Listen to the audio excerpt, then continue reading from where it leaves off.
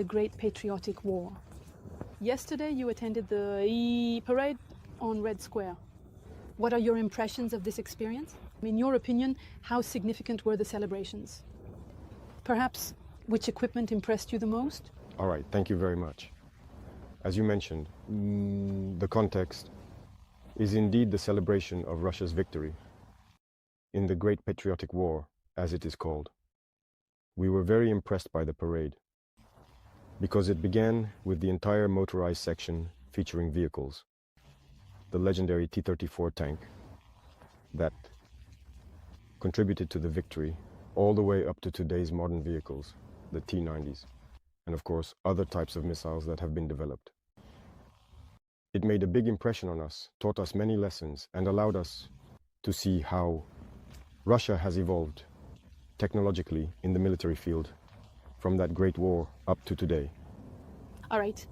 Mr. President, why was it important for you to accept President Putin's invitation and join Russia in these celebrations? It's important to me for several reasons. First of all, because it's an invitation from a friendly country. Russia and Burkina Faso are now working closely together. Our cooperation is quite strategic, which means we must come and take part alongside the Russian people. Secondly, in that same war, our ancestors also contributed to the liberation of Europe, to the fight against Nazism, which means we share a common history in celebrating this victory. That is very important. And another thing is that today, Russia and Burkina Faso are fighting the same battle. We are living in a world that I would describe as unilateral. We want a multipolar world. We want a world that is free, independent, a world of peace, where nations do not dictate to other nations what they should do and how they should be. So Russia is actively engaged in this struggle, which is also a fight for denazification, if I may say so. And so we too are engaged in the same kind of struggle against imperialism, which seeks to enslave us, which wants to keep us in bondage. So we therefore share the same perspectives. So it was very symbolic for us to come and take part alongside the Russian people in this celebration. In particular, the Soviet people made a major contribution to defeating Nazism. And the people of Burkina Faso, as you rightly said, are now making efforts to fight and eradicate terrorism. Do you see any similarities between our two peoples, and how do these similarities manifest themselves more concretely? Yes. I have learned many lessons from this celebration, and there are many similarities in the struggle we are currently waging. Look at the Soviet people who sacrificed nearly 27 million lives to achieve this victory. At one point, they could have said, "That's enough," signed an armistice and given up. But it was their courage, tenacity, and resilience that made them continue the fight. And in the end, they won. Burkina Faso has been fighting against terrorism for 10 years. Now, it's not that there haven't been any deaths. There have been many deaths from that time up to today. But we do not give up, because we know that we will achieve victory. And we continue this fight. So there is this mindset that unites us. And that's also what is very interesting in these moments. And how do you analyze the influence of the Soviet victory in the Second World War on the process of decolonization in Africa? What would have happened if we can try to imagine to Africa if Nazism had won? It contributed a lot, I can say. Now, if Nazism had won, I can't even imagine. But I imagine, people did not respect black people. Even today it continues. Black people have always been labeled as subhuman. Some actually saw us as animals. You've heard the stories of colonization, of slavery. Black people were tortured, displayed in cages like wild animals in Europe and so on. Black people were castrated to prevent them from even having offspring. Black people were treated as less than animals. You know that. In Congo, cardboard was considered more valuable than black skin. They preferred to dry rubber on black people's skin rather than pay for cardboard to dry the rubber. Black people have suffered a lot. So slavery for centuries and centuries colonization. This war, you see, they came and took our ancestors without their consent. They sent them to the slaughter on the front lines. And when they returned, you heard what happened in Senegal. When they tried to claim their money, they were killed. That is to say, they do not consider black people. And yet they went to fight alongside so-called allies who treated them like that. But imagine if Nazism had won. It would have been a disaster. So that's why I say it was a fight that had to be fought. It was utter madness in the world. It was a fight that had to be fought, and Africa took part. And today we can say thank you, because the people who made the greatest sacrifice were the Soviet people. No one lost as many people, no one experienced as much destruction during the war as the Soviet people. So we are grateful, and I think it was necessary for the world to be as it is today, and for Africa to be able to hope to carry on as well. Thank you very much for your answer. Mr. President, you recently declared that Burkina Faso will be the graveyard of terrorism. Are you setting concrete deadlines to completely defeat it? And how do you see Russia's future assistance regarding this, one of the main pillars of the Russia-Burkina Faso partnership? I said that because in Burkina Faso, we are working on the fact that today there are many criminals being recruited to come and fight in Burkina Faso. This is not terrorism. I don't even know how to describe it. It's criminality. These are bandits who have been armed by the Imperialists to destabilize us, to keep us in a state of perpetual war, and to exploit us. And so, as I said, we are working to make Burkina Faso the graveyard of terrorism. When someone is recruited to come and fight in Burkina, it should be so that they would rather commit suicide.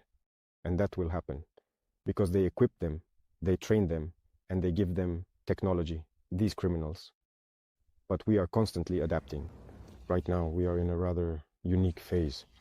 They have acquired new technologies, new combat techniques, and so on, thanks to the support of these imperialists. Now that we have studied the situation, and we are going to respond immediately to all of this. So you will see, terrorism will come to an end. I don't want to set a deadline, but terrorism will end, and very soon, as quickly as we possibly can. And from Russia, all we are really asking for is mainly intellectual support, help with intellectual training for our military industry, which we need to develop, and help to train young people in everything we can develop to confront this war. This is the part that interests us the most. Mm-hmm. And more specifically, what materials or perhaps what equipment interests you the most? First of all, I want to say thank you.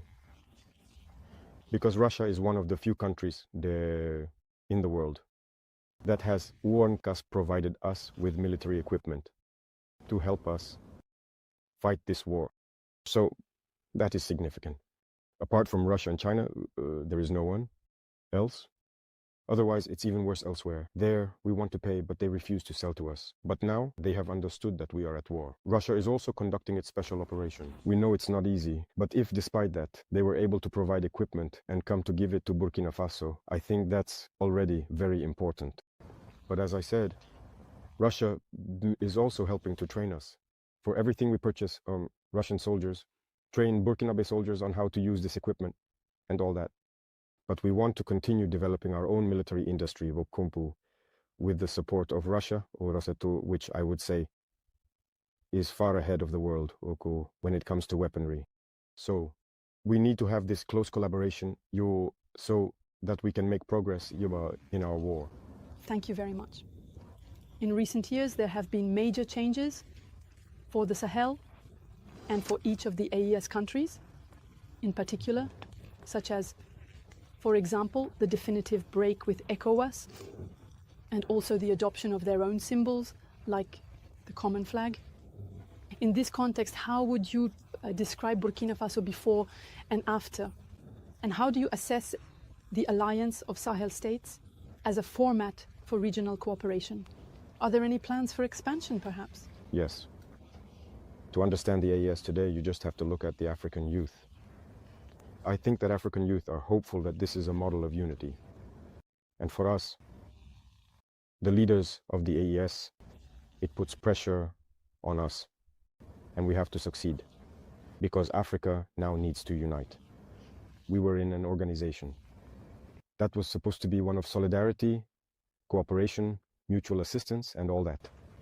But you can't be in an organization where you call each other brothers, and then at some point they cut off the electricity so that patients die in hospitals. The economy comes to a halt, and banks are closed, so you can't access anything. Transfers you need to buy basic necessities, medicine, and so on, these were blocked for some Sahelian peoples. They even formed an army to come and fight against Sahelian peoples. While terrorism has been raging for decades, they have been incapable of sending a single soldier to help fight. These are not brothers. We shouldn't fool ourselves. And it's not the people, it's the leaders. Otherwise, when you look at the people, even in these ECOWAS countries and all, the people support and understand the momentum of the AES. So that reassures us and encourages us to organize ourselves, to be a model, so that in the future it can expand. But in order to expand, we need to establish strong foundations. And that's exactly what we are doing right now. So that's more or less what led us to withdraw and to organize ourselves in order to relaunch. Mr. President, for many people in Africa, you are more than just the president of a country. You are seen as the embodiment of a renewed Pan-Africanism. Why does Africa today, in particular, need, if I may say so, a new Thomas Sankara? How does it feel to take on all this responsibility at only 37 years old? Age doesn't matter, but I can say it's a lot of pressure. It's pressure. You shouldn't let it turn into delusions of grandeur. It's pressure. For me, it's a message that the youth are sending me, and that puts even more pressure on me. If I used to manage to sleep 2 hours, now I've cut my sleep down to just 1 hour. And if you shouldn't sleep anymore. Because they must have seen something surely that we're doing. Something that, in their view, could help Africa get out of this situation. For us, it encourages us, it remotivates us to keep fighting. That's why I say it's pressure. It's a very heavy responsibility. And I can promise that all we can do is not to betray, to keep following our path of Pan-African struggle. We hope that it will inspire all African youth, and that the Pan-Africanism we long for so much can become a reality. Because Africa has suffered a lot. It's time for us to unite, to work together, to develop ourselves. Just as Africans go elsewhere to see the world, to see money and everything else there is. In Africa, it's possible. It is possible. So this is our mission, and we are going to take it on.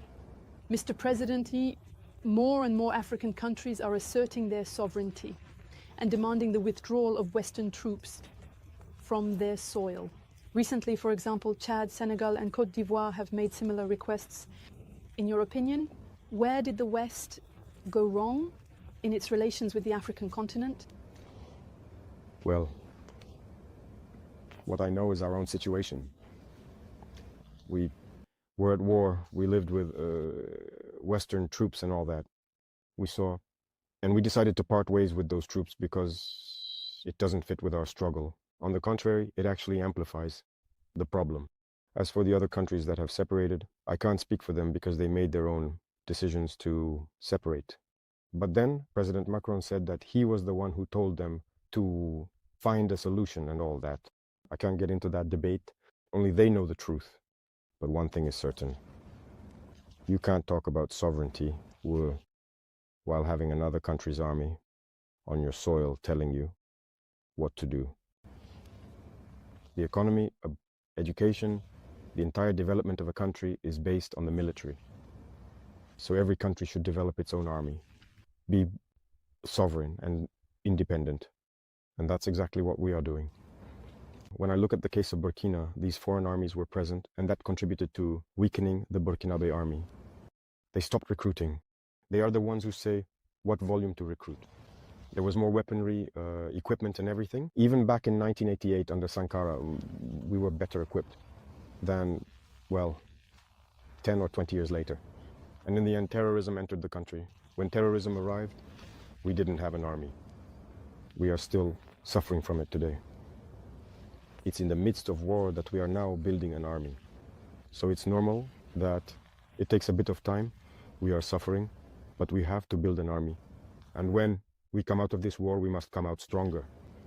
That's what I'm saying. When I look at the statistics of the Soviet army, though, the number of men they lost, but when they came out of the war, they emerged much stronger. And today, no army has the equipment that the Russian army has. So we too must learn from our war.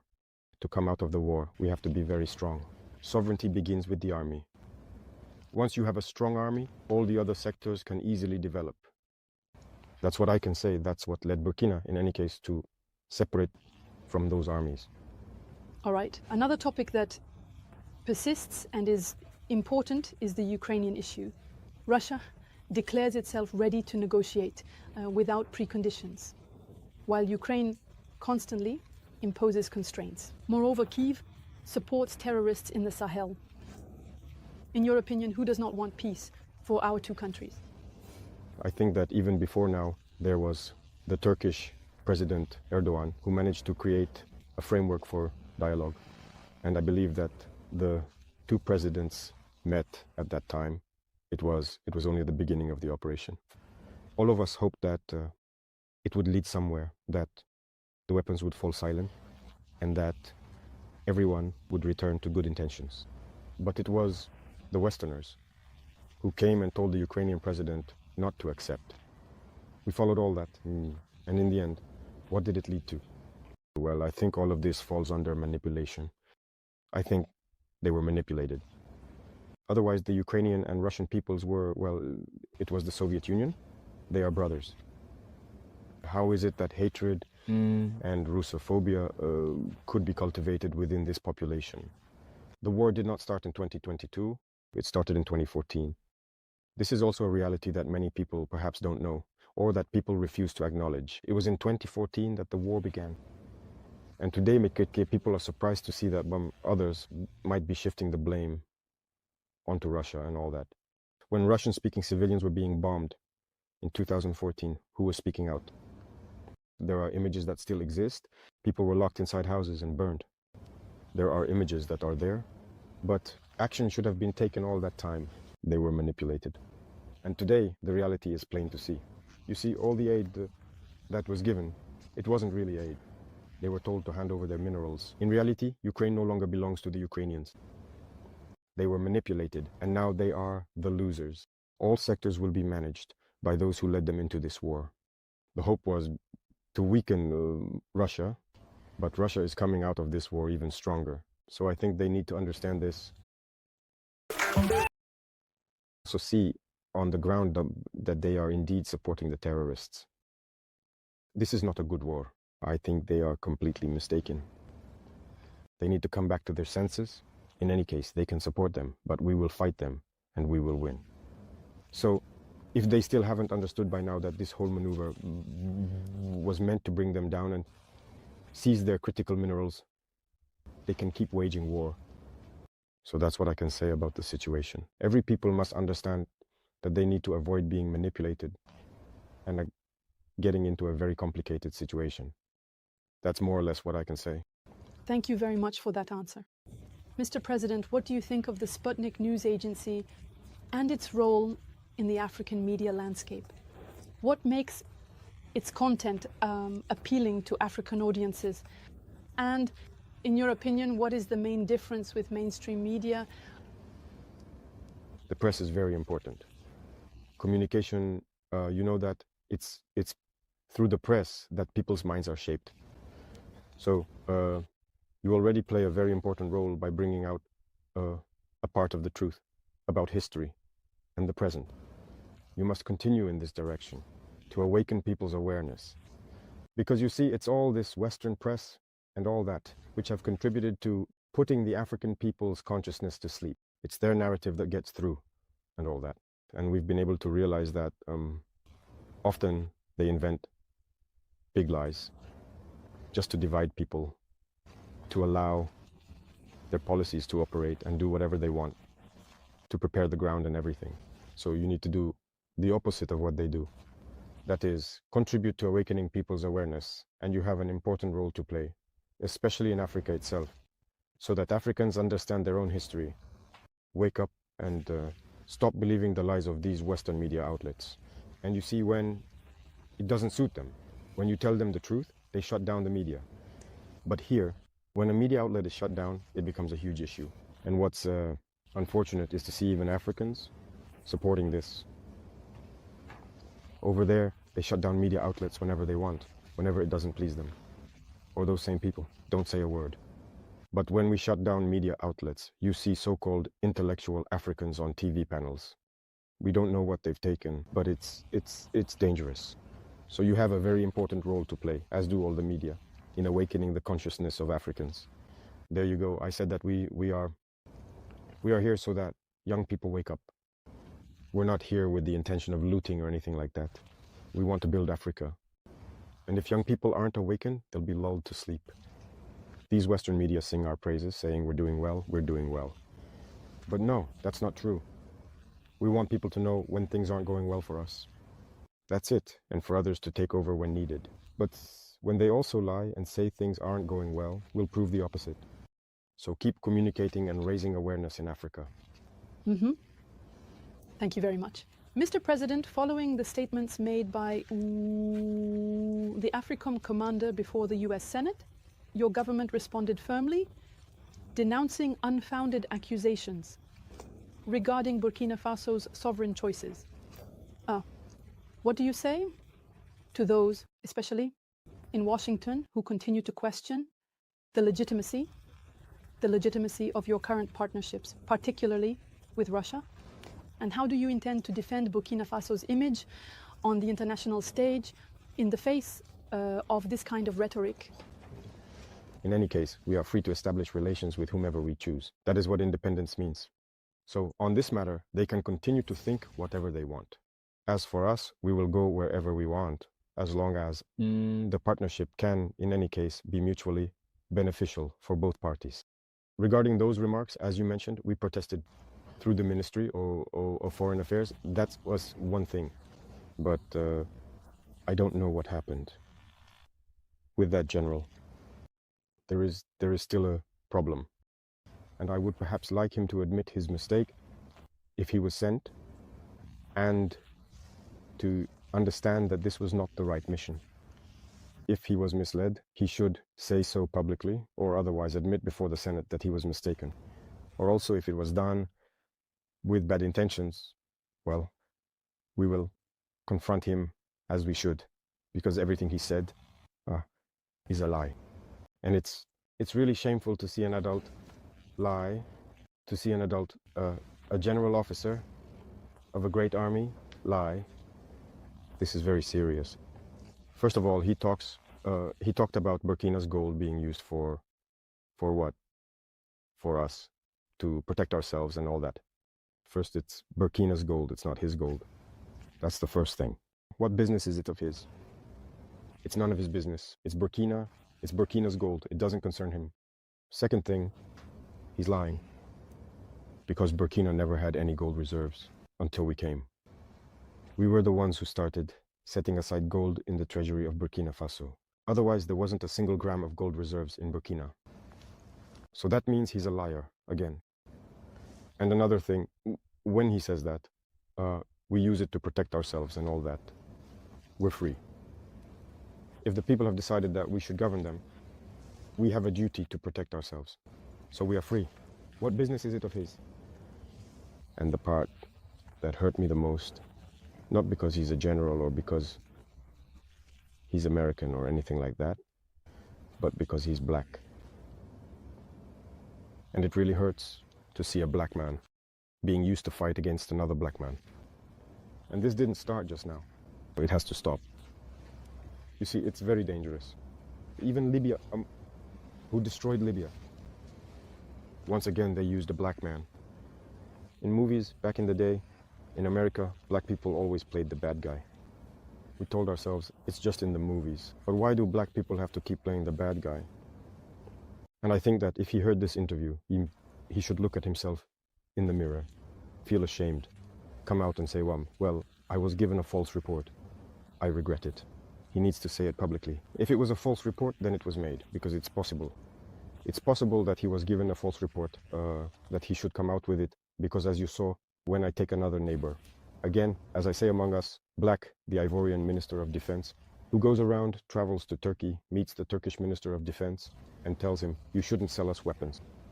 You see how much that hurts. When it's a black person who behaves like that, it really hurts. Did we make a false report? Let him come out and deny it. If he was sent to create a problem in Burkina, as they are used to doing, well, we'll get ready. We'll be waiting for them. Because this has to stop now. The black race should not be used to fight against black people. Every time it's the same thing. It's always the same. And that's what we deplore. And it really hurt us to see that it was a black person making these statements. It's true that they may regret it through various channels. They're trying to make up for it. Now that it was said publicly, it needs to be made right publicly. That's how it is for us. We're no longer engaging in diplomatic hypocrisy, as we like to say.